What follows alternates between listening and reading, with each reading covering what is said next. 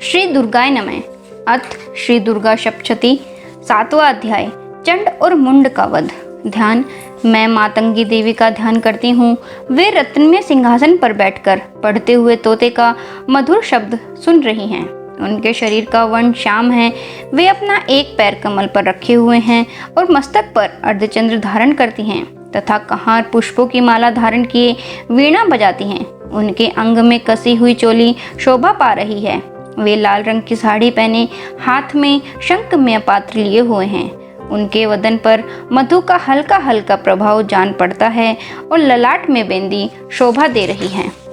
ऋषि कहते हैं, तदंतर शुंभ की आज्ञा पाकर वे चंड मुंड आदि दैत्य चतुरंगनी सेना के साथ अस्त्र शस्त्रों से सुसज्जित हो चल दिए। फिर गिरिराज हिमालय के सुवर्ण में ऊंचे शिखर पर पहुंचकर उन्होंने सिंह पर बैठी देवी को देखा। वे मंद मंद मुस्कुरा रही थी। उन्हें देखकर दैत्य लोग तत्परता से पकड़ने का उद्योग करने लगे। किसी ने धनुष तान लिया, किसी ने तलवार संभाली और कुछ लोग देवी के पास आकर खड़े हो गए। तब अंबिका ने उन शत्रुओं के प्रति बड़ा क्रोध किया। उस समय क्रोध के कारण उनका मुख काला पड़ गया, ललाट में भौं टेढ़ी हो गई और वहां से तुरंत विकराल मुखी काली प्रकट हुई, जो तलवार और पाश लिए हुए थी। वे विचित्र खटवांग धारण किए और चीते के चर्म की साड़ी पहने नर मुंडों की माला से विभूषित थी। उनके शरीर का मांस सूख गया था, केवल हड्डियों का ढांचा था, जिससे वे अत्यंत भयंकर जान पड़ती थी। उनका मुख बहुत विशाल था। जीभ लपलपाने के कारण वे और भी डरावनी प्रतीत होती थी। उनकी आंखें भीतर को धसी हुई और कुछ लाल थी। वे अपनी भयंकर गर्जना से संपूर्ण दिशाओं को गुंजा रही थी।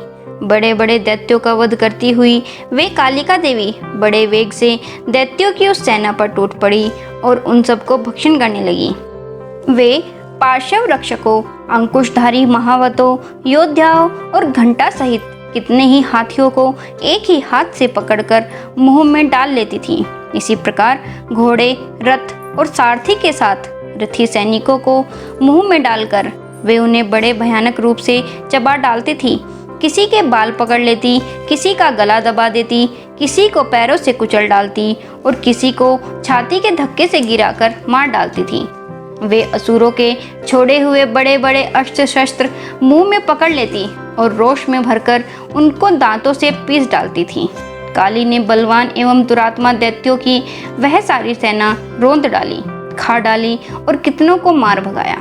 कोई तलवार के घाट उतारे गए, कोई खट्टवांग से पीटे गए और कितने ही असुर दांतों के अग्रभाग से कुचले जाकर मृत्यु को प्राप्त हुए। इस प्रकार देवी ने असुरों की उस सारी सेना को क्षण भर में मार गिराया। यह देख चंड उन अत्यंत भयानक काली देवी की ओर दौड़ा तथा महादैत्य मुंड ने भी अत्यंत भयंकर बाणों की वर्षा से तथा हजारों बार चलाए हुए चक्रों से उन भयानक नेत्रों वाली देवी को आच्छादित कर दिया। वे अनेकों चक्र देवी के मुख में समाते हुए ऐसे जान पड़े मानो सूर्य के बहुतेरे मंडल बादलों के उदर में प्रवेश कर रहे हों। तब भयंकर गर्जना करने वाली काली ने अत्यंत रोष में भरकर विकट अट्टहास किया। उस समय उनके विकराल वदन के भीतर कठिनता से देखे जा सकने वाले दांतों के प्रभाव से वे अत्यंत उज्जवल दिखाई देती थी। देवी ने बहुत बड़ी तलवार हाथ में ले हाँ शब्द का उच्चारण करके चंड पर धावा किया और उसके केश पकड़कर उसी तलवार से उसका मस्तक काट डाला। चंड को मारा गया देखकर मुंड भी देवी की ओर दौड़ा। तब देवी ने रोष में भरकर उसे भी तलवार से घायल करके धरती पर सुला दिया। महापराक्रमी चंड और मुंड को मारा गया देख मरने से बची हुई बाकी सेना भय से व्याकुल हो चारों ओर भाग गई। तदंतर काली ने चंड और मुंड का मस्तक हाथ में ले चंडिका के पास जाकर प्रचंड अट्टहास करते हुए कहा, देवी, मैंने चंड और मुंड नामक इन दो महापशुओं को तुम्हें भेंट किया है। अब युद्ध यज्ञ में तुम शुंभ और निशुंभ का स्वयं ही वध करना। ऋषि कहते हैं, वहां लाए हुए उन चंड मुंड नामक महादैत्यों को देखकर कल्याणमयी चंडी ने काली से मधुर वाणी में कहा, देवी, तुम चंड और मुंड को लेकर मेरे पास आई हो, इसीलिए संसार में चामुंडा के नाम से तुम्हारी ख्याति होगी। इसी प्रकार श्री मार्कंडेय पुराण में सारोनिक मनवंतर की कथा के अंतर्गत देवी महात्म्य में चंड मुंड वध नामक 7वां अध्याय संपूर्ण हुआ। श्री दुर्गाय नमः। नोटिफिकेशंस के लिए बेल आइकन प्रेस कर लीजिए। मेरे वीडियोस को लाइक, शेयर एंड कमेंट करना और चैनल को सब्सक्राइब करना बिल्कुल ना भूलें। धन्यवाद।